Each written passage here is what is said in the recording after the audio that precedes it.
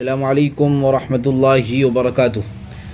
ناظرین، استقبال ہے آپ کا ہمارے اس یوٹیوب چینل میں فہیم ندوی۔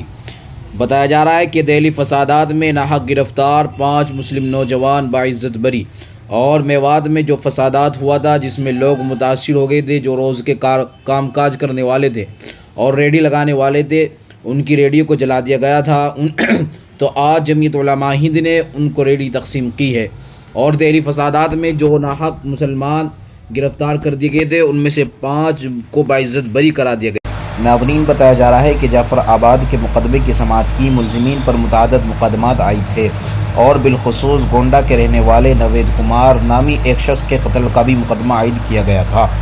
آج عدالت نے فیصلہ سناتے ہوئے ملزمین نوید خان، جاوید خان، چاند بابو، علیم سیفی اور صابر علی کو اس سے متعلق تمام مقدمات سے بری کر دیا ہے، اور جمعیت علماء ہند کی طرف سے ان کے مقدمات کی پیروی ایڈوکیٹ اختر شمیم، ایڈوکیٹ عبدالغفار خان اور ایڈوکیٹ محمد نور اللہ کر رہے تھے، اور ان کے مقدمات کی نگرانی ایڈوکیٹ نیاز احمد فاروقی کر رہے ہیں۔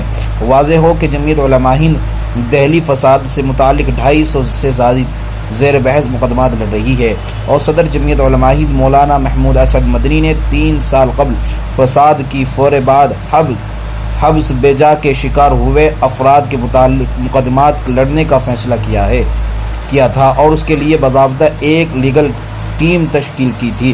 جمعیت علماء ہند کی کوشش سے اب تک 50 سے زائد افراد باعزت بری ہو چکے ہیں۔ اور میوات سے متعلق خبر آ رہی ہے کہ جمعیت علماء ہند کے وفد ناظم عمومی مولانا حکیم الدین قاسمی کی قیادت میں موساری تھانہ ٹیپو گرہ تحصیل تجارہ پہنچ کر مابلنچک کا شکار ہوئے شہید وسیم اہل خانہ سے ملاقات کی، اور جمعیت کی طرف سے وقتی طور پر مالی مدد کی گئی۔ وسیم کا تعلق ایک غریب پریوار سے ہے جو لکڑی بیچ کر گزارا کرتا تھا، اور وسیم کے گھر میں ایک بیوی اور 4 چھوٹے چھوٹے بچے ہیں۔ جمعیت علماء ہند کے وفد نے ان کی ہر ممکن مدد کی یقینی دہانی کرائی، اور واضح ہو کہ جمعیت میوات میں مابلنچنگ کے شکار ہوئے کچھ ضرورت مند خاندانوں کا ماہانہ وظیفہ بھی دیتی ہے، اور دوسری طرف جمعیت علماء ہند شروع دن سے میوات فسادات متاثرین کی مدد کر رہی ہے۔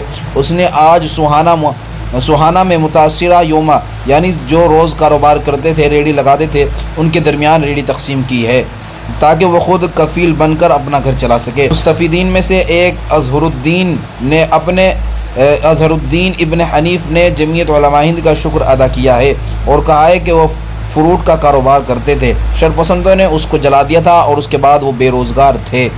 جمعیت علماء نے ان کی مدد کی ہے۔ ہم اللہ کے حضور شکر گزار ہے کہ اس کے علاوہ جمعیت علماء ہند نے نام بنام ان 211 افراد کی فہرست حاصل کی ہے جن کو میوات فسادات میں ملزم بنایا گیا ہے، اور ان میں بہت سارے افراد نہایت غریب ہیں اور بے قصور کا اقرار کر رہے ہیں۔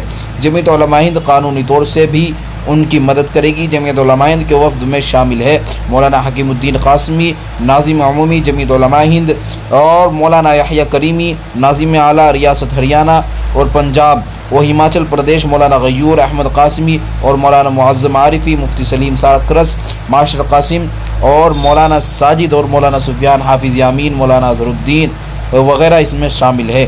آپ اس خبر کے بارے میں کیا رائے رکھتے ہیں؟ اپنی رائے کمنٹ باکس میں ضرور بتائیں، اور ویڈیو پسند آنے پر ویڈیو کو زیادہ سے زیادہ شیئر کریں۔ السلام علیکم ورحمۃ اللہ وبرکاتہ۔